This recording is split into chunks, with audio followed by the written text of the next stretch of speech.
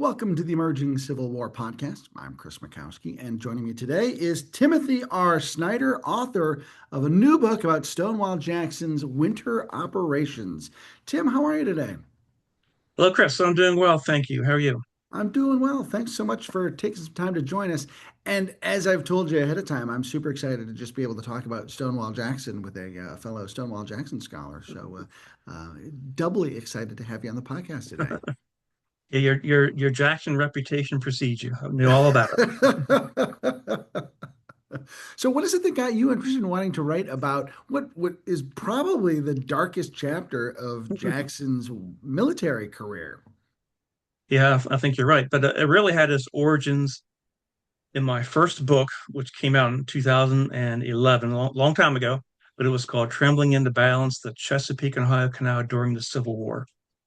And so I was looking at the breadth of the war's impact on the C&O Canal, which was right on the border between North and South, right along Maryland's border with Virginia. So I thought that was an interesting perspective from a perspective of a company trying to conduct business and how the war impacted and so on. And in that chapter, early in the war in 1861, when Jackson was in command at Harper's Ferry, I found out a different side of Jackson that's typically portrayed. Yes, he was a disciplinarian. Yes, he prepared the young raw recruits for battle, but he also had a provocative and confrontational side toward Maryland. I found that was very interesting. Wrote a journal article about it in the Maryland Historical Magazine. I say that was probably the kernel that I wanted to look at Jackson in more depth in the future. People sort of forget that he has this winter operation. They kind of think of First Manassas and then they jump right to the Valley Campaign. So Right. this is a very understudied portion of his career. Um, Walk us through kind of just in broad strokes, real quickly, like walk us through what happens during this kind of fall and winter of Jackson's black hole career.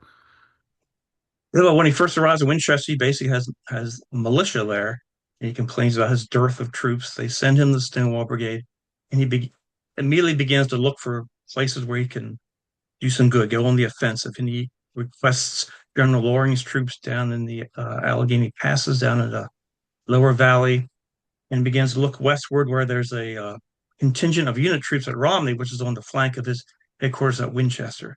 So he begins to plan a campaign to rid the margins of his district of those troops. So it goes from there. Then, of course, while there's a delay, while Loring troops arrive, then begins to plan his expeditions against the dams of the C&O Canal. So it's one of those things where he's actually got a lot going on. He's thinking offensively. What does this period tell us about the Stonewall Jackson that people come to know later on? Well, he is an aggressive-minded general. I would say that some surprising things that people don't think about was that he had this kind of independent streak.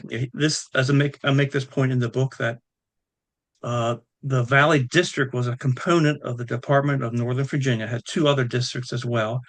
And in Jefferson Davis's own words, he described that it was formulated that way to provide a united front, a united defense of the Potomac frontier under Johnson's leadership. Now Jackson was kind of in several examples, such as back in Harper's Ferry in 1861, and then during the latter part of the campaign that I described, Jackson sort of gets this independent streak where he's kind of operating to protect against some threat coming from the west when the Confederate High Command, Joseph E. Johnson, has detected a threat coming from Harper's Ferry. So he kind of directs his attention westward. That's what gets him in trouble with his entire chain of command, military and civilian chain of command, when he directs his attention to the west rather than this looming threat coming from Harper's Ferry.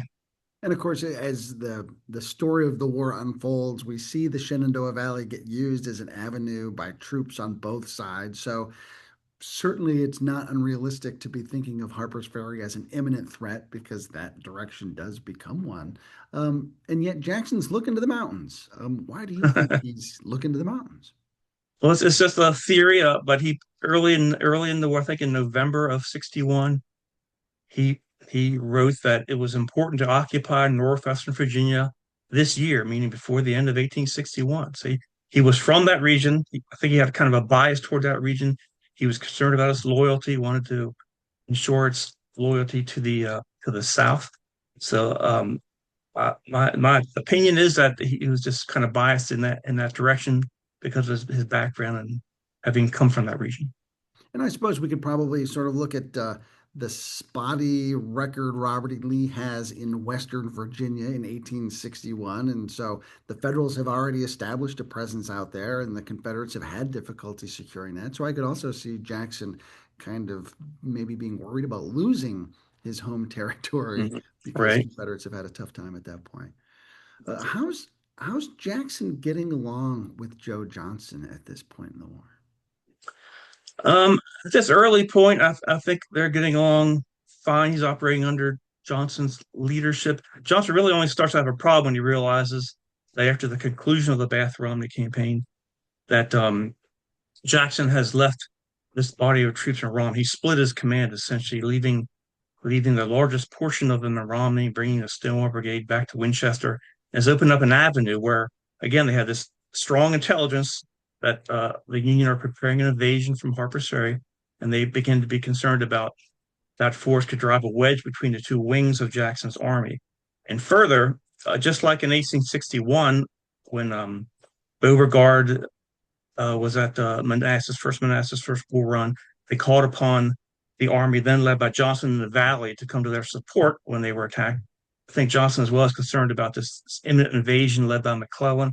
He may need Jackson come to his aid. And again, they didn't want to have a Union force divide that off and defeat that force, so they couldn't call upon it. And I suppose too, again, maybe the actions in Western Virginia inform some of Johnson's thinking about that with, McClellan being the guy who's been winning out in Western Virginia. Now he's put in charge of the army, and Mhm. there's reason to be concerned about this guy who's got a winning record so far. Right. Yeah, I So think you're right. Yeah, they were concerned about an invasion coming across the border. They didn't anticipate a water invasion, but they were looking more for an invasion across the Potomac, confronting Johnson head on. And he may need to call on Jackson to aid him. So what are people's attitudes about Jackson at this point? He's earned his famous nickname at First Manassas, so he's an early war hero. What are people now thinking? At this early period, I think they're just getting to know him. He gets them moving. He's it's funny. He makes comments to his wife about he's reluctant to engage in military operations or military type of campaigns and fighting on the Sabbath, but he'll do it if his duty calls for it. Like when he's in Winchester gathering his militia, he calls in the muster on a Sunday. He doesn't have any qualms about that. And usually he rationalizes that after the fact. But I think as men come to realize that he kind of means business, that when he expects you to be there, you better be there.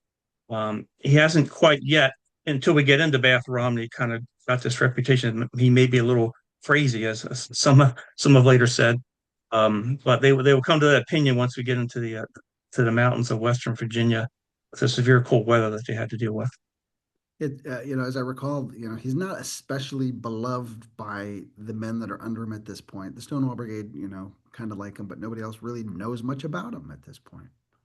Right, and on the march to Romney, there's plenty of quotes I use in my book. Um, One time they're heading to Romney, and the Stonewall Brigade was in the lead in the advance. So the second day of the march, it got strung out over a period of the route, and the Stonewall Brigade was in the lead. They're marching to Unger's Store. They only have about 10 miles to go, but because Loring's army's in the rear, they have about 22 miles to go, and they can't get moving until the Stonewall Brigade gets moving. So this is the beginning of that feeling that there's favoritism on Jackson's part. He's letting his old brigade lead, and here when they finally get moving, they're late getting to Unger Store because they have 22 miles to march. They go into bivouac, and then Jackson sends orders, you must come up to Unger Store immediately. And then the road is so blocked up that they can hardly move. So One soldier wrote that this is our first acquaintance with General Jackson, and needless to say, we were not very favorably impressed. So Jackson's looking for that opportunity to go on the offense. What does he know about his opponents or his alleged opponents? You know, this mysterious federal force that is somewhere off to his west. Yeah, um, he probably doesn't know as much as he thinks he knows because uh, while he's moving, when the threat when Jackson goes opposite Hancock, Maryland, they take Bath, modern day Berkeley Springs, West Virginia. They advance to opposite Hancock, Maryland, across the Potomac. And when Jackson arrives at Bath, then suddenly the Union Army forwards um, Frederick West Lander to take command of the Union forces at Hancock. And he didn't know who commands there at that time. And he seems to think, I believe, that there was a larger force there than there really was. But he at least had to deal with it because if he went directly on Romney, then this force and with reinforcements could perhaps fall in his rear, block his return to Winchester. So he did have to deal with it, but he had no idea who was even in command. Famous episode where Ashby, the cavalryman, goes to demand the surrender of Hancock. With a white flag. He's taken across the Potomac. Meets with Lander. Lander never even identified himself, or when he signed a letter back to Jackson, never signed his name. They had no idea who he was. So that's kind of interesting there. So I live in Fredericksburg, Virginia, and commute back and forth to my university, St. Bonaventure in Western New York. And that road takes me up through Hancock. And there's a sign on the south end of the south side of the Potomac that says Stonewall Jackson Hill. And, you know, kind of speaking to your earlier point where he was very aggressive. And it basically just says Stonewall Jackson set up cannons here and bombed Hancock and then turned around and left. You know? Yeah, there was two separate bombardments of Hancock. The first one on the evening of the 4th, he said was in retaliation for an earlier shelling of Shepherdstown by Union troops when there were no Confederate troops there. It was a slow desultory firing over the course of a night, but the second one the next night. So, oh, and you talk about that move to Bath as a way to basically protect his rear and you know guard his flank. That's an especially notoriously bad stretch of weather for and the whole campaign is a bad stretch of weather. But Sam Watkins of Company H of the Maury Grays, his one stint in the East. These guys from Tennessee come up, and he has some very poignant journal entries about that trip to Bath in particular, and the cold and how awful it is. Tell us a little bit about just how bad that weather is. Yeah, the night of the 4th, when they took Bath late in the afternoon, as it's starting to the sun was starting to set, late on January 4th, 1862. That evening period, late in the 4th into the 5th, was the coldest of the campaign. We have two weather observers, one at Cumberland, Maryland, which is about 30 miles to the west, and he only recorded temperatures at 7 a.m. And he recorded a temperature, I believe it was of 8 degrees overnight, 7 a.m. on the morning of the 5th. And we have another weather observer at Leitersburg, Maryland, which is a little closer to Hagerstown, where I am, about 33 miles east northeast. So a little more inland from Potomac, but not much further away from Bath than Cumberland was. But he recorded a temperature of minus 2 degrees. So so it was dangerously cold. And Watkins would describe, and most historians have considered his description apocryphal, legendary. He built it up, and couldn't have occurred the way he described it. But he described going to relieve a picket post at Sir John's Run, which is about 2 miles west, maybe northwest of Bath. And he found a picket post there, a small number of them, literally frozen in place, standing at their stations with their guns in their hands, icicles from their hands, from the gun, and so on and so forth. And that's not really the way people freeze to death. You never hear about that, so people have dismissed it. But I did look at some evidence and found that those soldiers, by the way, were from the First Georgia, and I did find some evidence that of the effect of the weather on those particular soldiers. One militia officer wrote to his wife the next day, the evening of the 5th, and he described that overnight, three Georgians froze, two recovered, one died. So we know we have one. And then about mm, less than 2 weeks later, this is in the middle of the campaign. I think it's January 17th of 62. This is at the time when illnesses began to run rampant through Jackson's army, viral illnesses, pneumonia. So they're sending a lot of sick soldiers to Winchester. And Julia Chase, a diary writer in Winchester, records that two Georgians came to her door for food.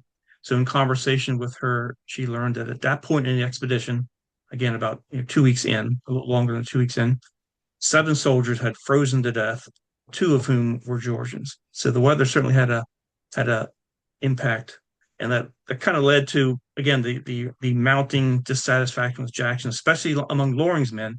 Because guess who was on picket duty that first night, the coldest night of the campaign? It wasn't Jackson's men; it was Loring's men. Before we dive further into the campaign, tell us a little bit more about Loring, who's an extremely interesting character and, a contentious character as well. Yeah, I think most people, they know that he squabbled with Jackson. They know he squabbled with Pemberton. He never had any great kind of independent military success, or at least not widely known. But he did come into the war with a really stellar reputation. He was fighting um, the Seminole at age of 14 in the Second Seminole War and gaining commendations. So he had a early military background.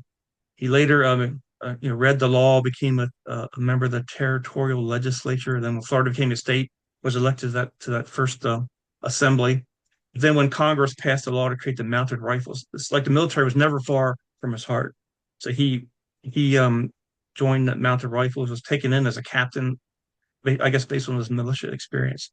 He went to the Mexican War, won three brevet promotions.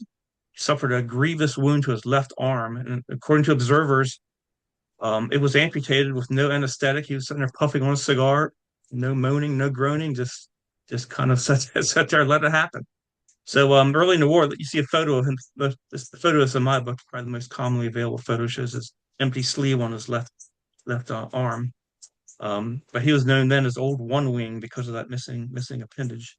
Um, so when he also served to help open up the Oregon Trail for settlers, building forts, protecting settlers, participated in the Mormon Wars, was the military governor of Department of the Rio Grande and Department of New Mexico. So he had this stellar reputation. He was the youngest ranking colonel in the U.S. Army, despite having never attended West Point. So I guess that goes into why he was when he entered the Confederacy, made himself available.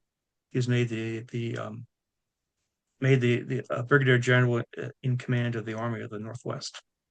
So, what puts him in the same general area as Jackson, and what puts him under Jackson's command?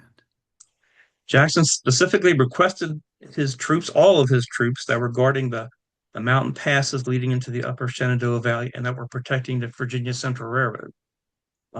So the railroad was important logistical link between Richmond and the valley, and it even went further into the foothills of the Alleghenies as well.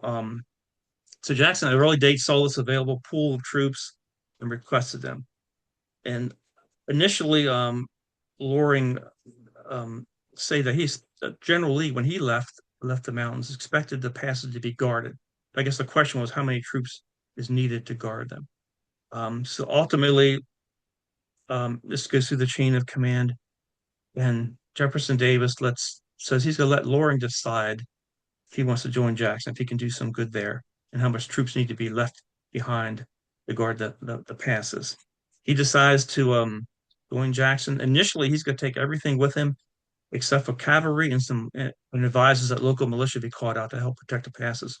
But something occurs that would change his mind. Um, that's in December. I think it's the 13th. Robert Milroy advances from Cheat Mountain and attacks Camp Allegheny, which is commanded at that time by uh, Edward Johnson. You get the nickname Allegheny Johnson. It's not successful. They beat them away, beat them off because Milroy attacks both ends of the camp at different times and his attacks aren't coordinated. So he's able to fend off that attack. So he begins then peppering Loring. I can't leave this. I need to be replaced, or I need to stay here. Or else, as soon as I leave, then the Federals are going to advance. They're going to get into the Upper Valley, and what's to stop them from getting on the Virginia Central Railroad and tearing it up? So therefore, Loring relents and orders Johnston to remain. So Jackson, as a result, would not get Johnson's men, at least not at this point. I was going to say he'll get him at the Battle of We'll get McDowell. him later. So Loring links up then with Jackson, and Jackson believed sort of concentrating forces and pushing forward. Um, does Loring buy into Jackson's idea of going out and scattering these Federals that are concentrating out in the West? Yeah, he seems to be all in serving under Jackson. Yes, and I won't remember the quote, but he it's in my book, but he mentions about how his men will have this order to succeed and do whatever it takes. Of course, once they bump up against reality, that would bend a little bit. But yeah, he's all in at that point. The problem is he has the Confederate government denies him use of the railroad to move his troops. So he's got to march, and some of them have to march 160 miles to reach Winchester, the vicinity of Winchester. And Loring has to take some steps to move his munitions and sick and so on to the rear. So that's when Jackson gets the idea. While I'm waiting, he's going to launch these raids against the dams of the C&O Canal Company. So, and why is it that he targets the railroad, the C&O, excuse me, the canals? And why is it he's looking at this transportation infrastructure? Yeah, it's one of my points I make is that most people have heard of the B&O. They know the significance of the B&O Railroad to the Union government or to the Confederate government, to both sides, I guess you could say, for different reasons. Um, but most people don't know much about the C&O Canal, but it extended from Cumberland, Maryland, 184 and a half miles along Maryland's border with Virginia to Georgetown, which is at that time was like an independent city within the District of Columbia. And the canal was the primary means by which coal mined in Western Maryland reached Washington, D.C. You'll remember that Beano Railroad ran from Point of Rock, Harper's Ferry to Point of Rocks up to Baltimore, and then the connection with D.C. was the Washington branch, which was primarily passenger line. So most coal moved to Washington, D.C. by the canal. The Army had a coal yard along the canal basin at Georgetown, and the Navy took coal from the basin, transferred it into ships in the river, and took it down to the Washington Navy Yard for use by the Potomac Flotilla, which patrolled the lower Potomac. So, and for folks who don't know, there are national park units for the C&O Canal, so you can visit parts of the canal. It's Right. highly visible at Harper's Ferry. Just kind of want to plug that in because this is a super important infrastructure thing that's literally fueling the war effort. Yeah, because it's a National Historical Park, it became so in 1971 when I was 10 years old. So played a significant role in my background. I grew up like a half a mile the way the crow flies from the canal. But yeah, still there's like a giant outdoor museum of relics. Most of the historical locks are there, and lock houses and so on. I remember the first tour I had of the Danville Fire region, the ranger was pointing out the bullet holes you can still see up along the eaves of the house from the skirmishing there in December 1861. Wow. So Loring finally gets to concentrate his troops, his supplies, his materials. Jackson's ready. They set out and they first strike north toward Bath, modern day Berkeley Springs. The weather gets cold. Is there any point where either of these commanders or both of them say, like, maybe we should take a time out and reconsider this? No, Jackson never had a plan B. No, I think he was of the opinion, that men in the army they should expect to make these sacrifices for the cause. Especially if you're a godly man. For him, his the Confederate cause was a religious cause as well. They were kind of intertwined. You should be expected to make sacrifices like this. And when you go to battle, go on campaign, you expect to lose some men. It's a glorious way to die. That sort of thing. So no, Jackson had no plan B. He was going to go forward with it. There was a point at which um, I, someone posited, and I kind of agree with it, that at some point Jackson was ready to call it off. Um, and this was after he had taken Bath. He threatened Hancock, realized that he wasn't going to get it. It was being reinforced, so he pulled back from the Potomac to Unger's Store, and that's when his brigade commander William Gillum, his old VMI colleague there, in a letter to Judge Hotchkiss after the war, he said he believed at that point Jackson was ready to give up on Romney. The weather was terrible. Whole flanks of men and horses were falling, just leaving the Potomac to go from Bath to Unger's Store. So the weather was atrocious. How can you present a strong offensive front, in conditions like this? And then they went through a warming spell of about 5 days where all of a sudden its temperatures moderate. So you had sort of like the equivalent of the Mud March, back a little later in 1862, where all of a sudden the firm but slick roads were now, you know, pools of mud, for about 5 days. So there's awful conditions that try to get men um, to there in force to act offensively. He also began to issue furloughs in accordance with the Bounty and Furlough Act, and then his rank and file, the officers under him began to issue them to the rank and file. And he also ordered Loring to send some ordnance to a storehouse in Winchester. So if he's going to Romney, why would he do this thing? So I've come to believe that probably he was getting ready to give up on that due to the weather, the atrocious conditions he was dealing with. But then the weather turns again. I mean, you're getting all of Right. 12 months of Virginia weather here in a 2 week span. Right. And then he learns that General Lander, the Union general, after after Jackson leaves the Potomac, he's given permission. He wants to go on the offensive. You know, Banks and McClellan, we, you know, don't support it. They can't get across the Potomac to support him yet. He'd have a river at his back, and so on and so forth. So they McClellan does give Lander positive orders to go to the Romney garrison and take it back to the line of the railroad. He beats Jackson there by a week. But when Jackson learns this, that it's been evacuated, then of course he's ready to go back and claim, uh, take possession of Romney.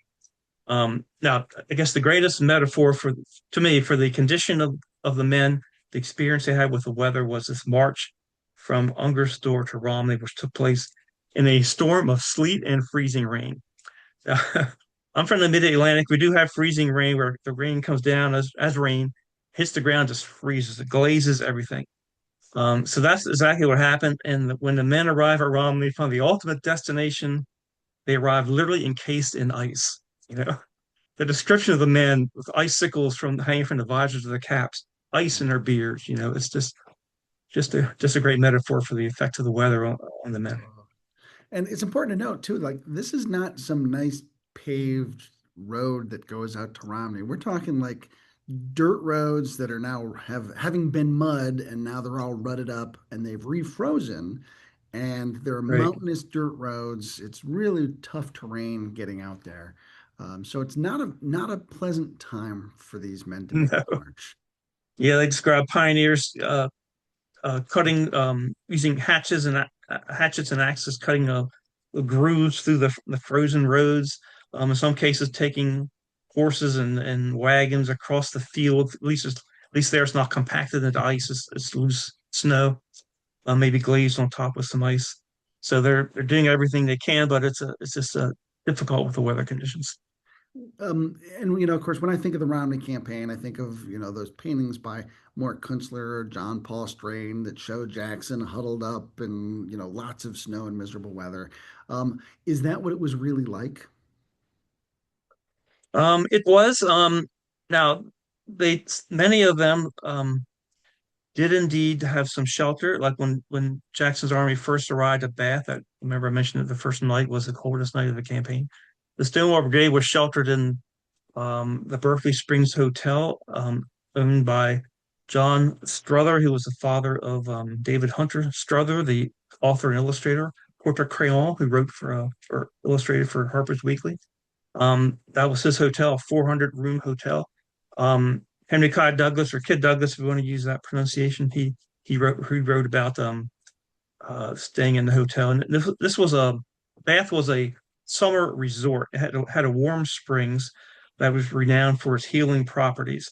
It was 74 degrees. It wasn't a hot springs. It was 74 degrees. So it was more of a cooling agent in the summer rather than a warming thing in the winter. So there's no fireplaces in this hotel, but it was at least shelter from the severe weather. So most of Jackson's command was indeed housed in the hotel or other public buildings.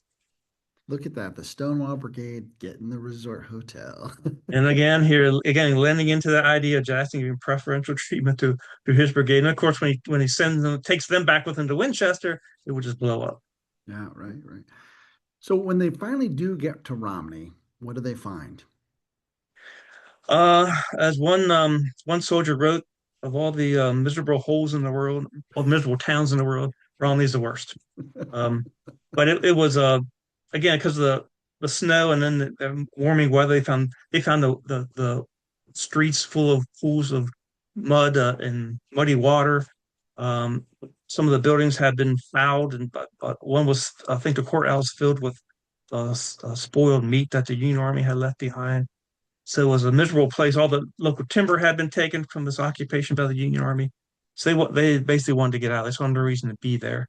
Um, there's nothing there for them, and ultimately, the Confederate High Command would agree with them, but I think for other reasons. So, but no Yankee hordes, which is a little bit surprising. Right? Yeah, yeah. Lander led them to Patterson Creek, which was being a railroad depot closer to Cumberland, so he could draw on the support of Cumberland if needed. Because when Ashby demanded to surrender Hancock, he said that he told Lander that size of Jackson's army was 15,000 men, which is about double what it really was. So if that was the case, I guess Lander had to take that into consideration. He may need some support from the troops that were at Cumberland as well. So he drew in to Patterson Creek. I think about Lander in that position, like he doesn't know who this guy is. I don't know how many guys he has. So I mean, and Lander's not a guy that typically we remember today, but he was in a tough spot when Ashby first shows up. Yeah, he was, and he was a very aggressive commander. He wanted to do what he can with what he had, and he was willing, as he said, I'm willing to might lose some men, lose or freeze some men. And sort of like probably the way Jackson thought. That's what you need to do when you're trying to do something for your country. And he said at one point, I speak plainly. I'm fighting for my country. I speak plainly. He kept asking for banks across the Potomac and Action Jackson's rear, etc. He was a very aggressive general, probably too sometimes a part of the question is this the general that Lincoln, if he had lived, is this a general Lincoln had been searching for, before Grant, at this early period? Was Lander the guy? Then I think he could just as easy as well have been too impatient, too hot-headed, and because he did lead one reckless charge at Bloomery Gap, where he captured a body of prisoners. He got impatient with his cavalry. If he did something like that and got shot, he could just as easily got shot or captured, and that would be the end of Lander as well. Uh, so Jackson captures Romney. Not much of a contest for it after all. Is he? How would you characterize his response to that, and what's he thinking his next step's going to be? But Jackson will later say, "I captured Romney without firing a shot." Thing there that I discovered, and I haven't seen this elsewhere, was that early in the war, um, as early as December of 1861, J.Z. Johnson and others reporting Jackson's reports that the Union Army the intelligence was suggesting that Banks in Frederick, Maryland, in a combined movement with the Union garrison who then occupied Romney, would advance on Winchester. And Jackson acknowledged that and said he had the same concerns. And he said that he would ultimately he said he would defeat the force at Romney before combining with Banks. And suddenly he just occupied it and seemed satisfied with that. And I think that really threw the Confederate command into disarray because they expected Jackson to attack and never even engage them in battle. I think he had good reasons not to engage them because of the weather, but that isn't what he proposed to do. He proposed to go to Romney he said capture initially he said to capture if Loring's force was here, he expected the greater portion of Kelly's force at Romney to be in our possession. He expected to walk in there and just capture the entire force. And So that didn't happen. and I'll refer folks to your book. Just, I mean, the process of getting out there, the disillusionment that the soldiers are feeling toward their commander, toward the whole expedition. It is like an epic in misery. And I know you've got some great accounts. And it always struck me like Jackson seemed a little bit naive about that. And he's like, okay, time to turn around and head home, and um, he's, I wouldn't quite say cavalier, but I don't think he quite understands like how low his army has sunk by the time he gets out there. Right. He did report at one time that um, General Lawrence's command is demoralized. He didn't really say why or didn't go into details or digress on it.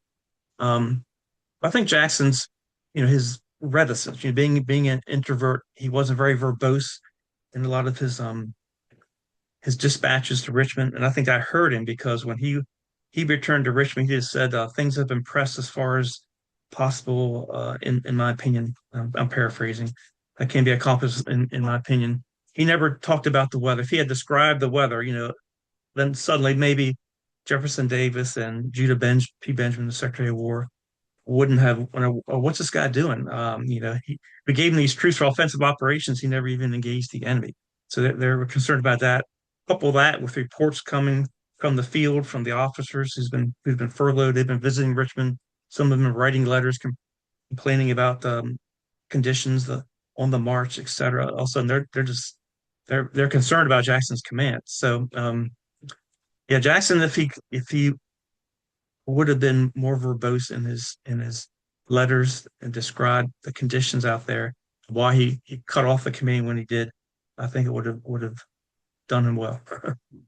And I don't think he does himself any favors either by returning to Winchester with a portion of his command. And then he leaves Loring, who, as we come to learn over the course of the war, is one of the most disaffected people in Confederate. So he leaves Loring and his command out in essentially exile. Um, Tell me the impact that has on Loring and how Loring responds to that. Yeah, well, the men under Loring, get up a petition um, and describe the conditions there and how they think there's no reason to be there. They should be withdrawn. There's the condition of the town, the lack of supplies, etc. They give it to Loring, and Loring just affixes his signature and says the uh, this petition basically contains an accurate portrayal of the conditions here, and they send it on. So yeah, the men were upset, but the biggest thing from Richmond's perspective is at this point they begin to receiving um, solid intelligence reports of federal activity at Harper's Ferry, and that's where the Confederate Federals would eventually invade the valley. Um, a D.H. Hill, commanding the left wing of the Potomac District, is I think a spy, and then some pickets began reporting about how Federals are making preparations at Harper's Ferry, and then the last one on I believe it was the 22nd of January that railroad cars have been observed carrying federal troops to Harper's Ferry night and day. Suddenly it's serious. This is real. And Jackson has his troops divided about 43 miles, the biggest component in the West. Mhm. So the risk again of that army advancing, perhaps dividing Jackson's force, defeating it in detail, etc. So and Jackson at this point kind of dismisses the intelligence. He says, yeah, they may cross there, but they may also be moving. The troops of Harper's Ferry may also be moving further west. There's no intelligence to say that or how they would get there. The railroad was in disrepair to the west, so that caused a lot of And concern for Richmond. having just come from that direction himself, he probably knows the roads from the west aren't in such great Right, shape.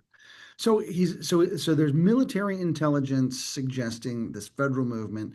Jackson then's also kind of fighting a rearguard action against this petition, officer discontent, and it sort of reaches a boiling point where he finally basically just says enough and decides to resign. right. Yeah, he resigns.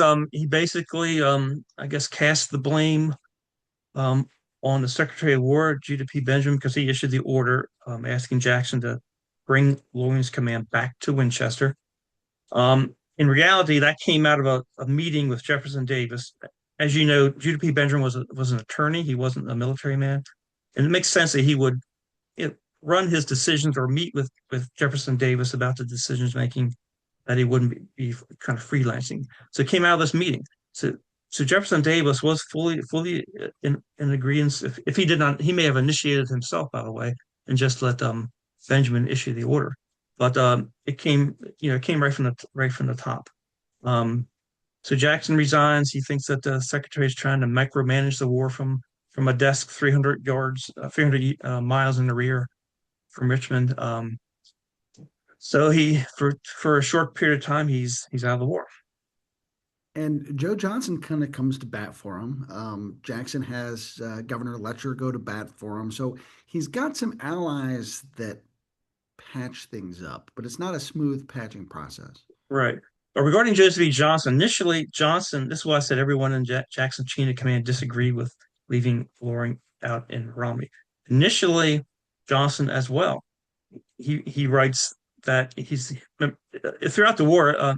From a little bit of study that I've done in other campaigns, Johnson's always in favor of concentrating your troops. He's doesn't like to disperse them. They can't be called together. You present a stronger front.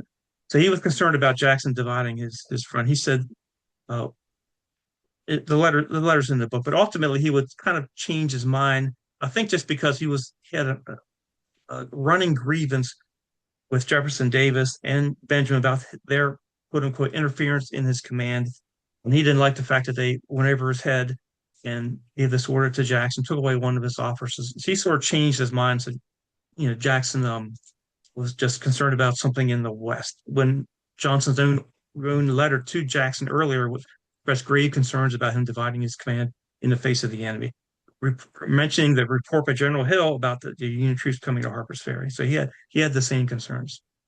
Yeah, I think, and I don't want to make it sound like Johnson was a big Stonewall Jackson fan. I think Johnson's reasons are his own, very practical and ego-driven.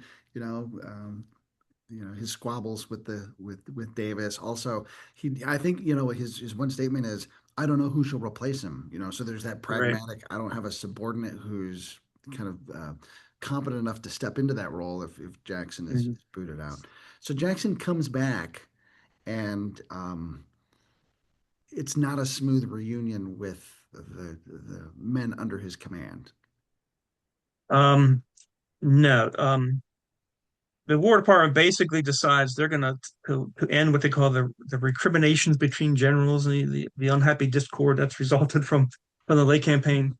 They're going to they initially issue orders to send Loring, Georgia. I don't think he ever goes there.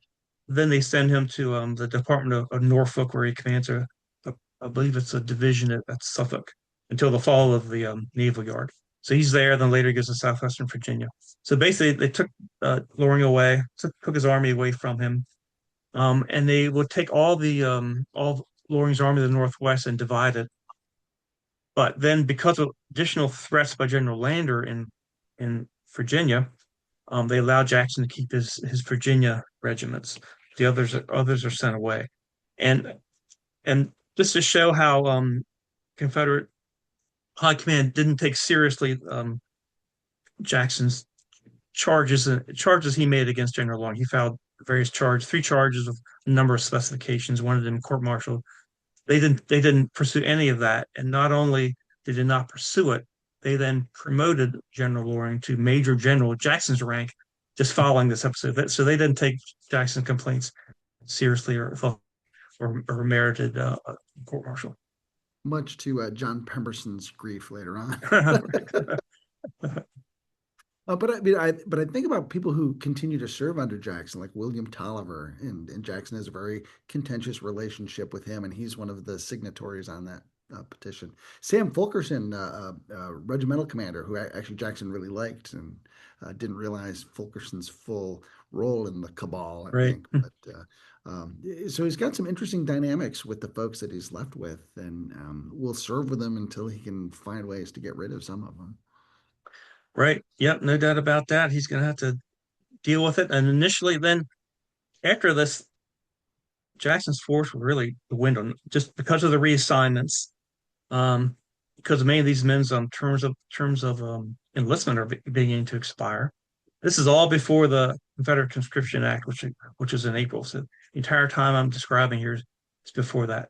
So you have the Bounty Furlough Act out there, but it's not resulting in a great surge of reenlistments. So Jackson's army is dwindling away, and others who've looked at later periods in the early period of the Shenandoah Valley campaign estimate that he might have had, 3,400 men. He went from 8,500 during the peak during a that's just what he took on campaign on behalf of Romney, but then it was as low as 3,400. So then he follows up this difficult campaign with a loss at Kernstown. So On a it's not like Sunday. he bounces back and has a big victory. So I'm just asking you to speculate here, I guess, but like, who is the mighty Stonewall by that point? Who is the mighty Stonewall? Wow. Yeah, I don't know. I don't know. One thing about this period, I do take my book just as in an overview type of format past this first Kernstown because I want to account for what's going on while the Union Army is rebuilding the main stem of the Beano Railroad. That's an important point that really hasn't been looked at. It occurred under Jackson's watch, essentially. And from my studies of the C&O Canal, I knew that the Confederate High Command was really anxious to prevent the restoration of the Beano Railroad. They said so when they thought the canal had been breached. And here it occurred during this time period while Jackson was retreating the valley. So Mighty Stonewall, I guess the Mighty Stonewall was still there at the first Manassas, first Bull Run, waiting to emerge further for before too long. Yeah. So what do you think the long-term ramifications are for the Bath Romney campaign? Uh, well, it I think it showed that Jackson. I'm gonna surprise some people. Yes, he was human. He was a human being. He did make mistakes.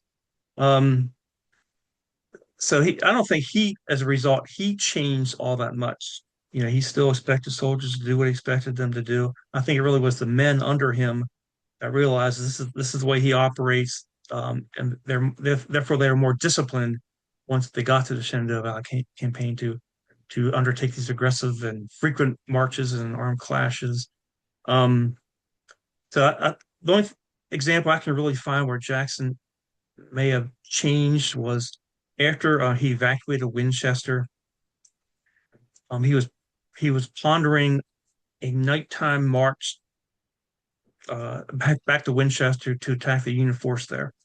And he held a conference, conference of war, I guess, with his brigade and regimental commanders. And I don't know if any other time he did so. I don't know if you did for later in the war, but he of course and maybe that came out of the fact of the complaints against him by his junior officers during bathroom. That's some speculating there, but but of course once they all declined because the soldiers would have to travel 10 miles to get the rations and 20 miles back to Windsor, they'd be wore out, it'd be after dark, that sort of thing. Once they declined to support that request, then according to I think it was might have been his Dr. McGuire. He said that Jackson raised his hands to the sky and said, "I will never hold another council of war again." So that may have been one instance where he was impacted by what happened, but I can't find a whole lot of others. Yeah. Now, I'm assuming you've been out to Romney as you've done research on the book and that sort of stuff. What can folks find if they go out to Romney? They'll find some Civil War trails markers, some wayside markers out there. There's a courthouse and other things. The ground there still go if there's some nice maps I have in my book of the roads leading to Bath and Romney that they could really still travel today. Approximately. Modern roads have some variation, but because of the contour of the land, the mountains oftentimes they're nearly in running through the same valleys to get there. So you can really get a sense of the land, especially if they take the road leading up to Bath, that narrow little road leading up to Bath, and you wonder how the problems that Jackson had getting his men into position off this narrow road into the Valley Road to confront the Union troops on Warm Springs Ridge. You get a sense of the difficulties, especially compounded by the snow, the ice, etc. Mhm. So, Tim, is there anything I haven't asked you that I should have today? Anything you need to ask Any me? final point you want to make? Um, let me end with this, Chris. I've been thinking about how I can present. When people ask me about this, because this is kind of a critical look at Stonewall Jackson during this time period. This I thought when I wrote this this book, starting with the Bath Romney campaign and the raids on C&O Canal, I thought it'd be interesting to look at a period when Jackson essentially was a failure. He failed to achieve the objectives in his raids against the canal and during Bath Romney. Um, I thought that's an interesting viewpoint. And looking at I look at it this way. I tried to also how could I there's some people who admire Jackson, the way he is because whatever they just like to read the story, the reassuring stories, needing a hero, etc. I thought how can I present this to people like that who may not take it so well. I sort of like thought in my mind in this way. I look at myself. I'm helping Jackson off the pedestal. I'm giving him a hand, helping him off the pedestal. I'm handing him a portfolio which contains his humanity, you know, with all of its faults. And then he rifles through it. He looks at it. He nods, turns to walk away. Then he looks back over his shoulder and says, "But I disagree with your characterization of my performance in that campaign." And then he turns and walks on. So that's the way I kind of picture it in my mind. I'm not there to bash or bring Jackson down. Just trying to present and giving him back his humanity. He was a human being, and he made mistakes, and he also had great successes, as we know. Yeah, yeah. And to me, I mean, it's a really important part of his career to study. Like I'm fascinated by the Stonewall Jackson myth making, and the fact that it becomes the mighty Stonewall. And like you have to really look at this and balance it against that mighty Stonewall stuff because there are important things you can learn about his character and his generalship and his failures by looking at this. And I think that that helps better appreciate kind of a fuller picture of him. So I really appreciate this book a lot and the work that you put into this study. Mm. Yeah, thank you, Chris. As you know, I think I've heard you talk before about your research in the Shenandoah Valley and how many of the soldiers didn't kind of laud or elevate Jackson initially after the Valley campaign because of the freaking marches, the hardships, etc. Same thing after Bath Romney. You had both Loring's men and Jackson's men complaining about him, kind of berating him or belittling him because of all that they went through. Yeah, he's got to start winning in the Valley campaign before the guys start buying Right. into buying And into his. even then, some are going to be straggling and falling out. Yeah, yeah. So the book is Stonewall Jackson's Winter Operations, the raids against the C&O Canal and the Bath Romney campaign from Savis Beatty by Timothy R. Snyder. Tim, what a pleasure chatting with you. Thanks so much for shedding some light on this fascinating story. Hey, thank you, Chris. Enjoyed it. So I'm Chris Mackowski for the Emerging Civil War podcast. We'll see you online and on the battlefield.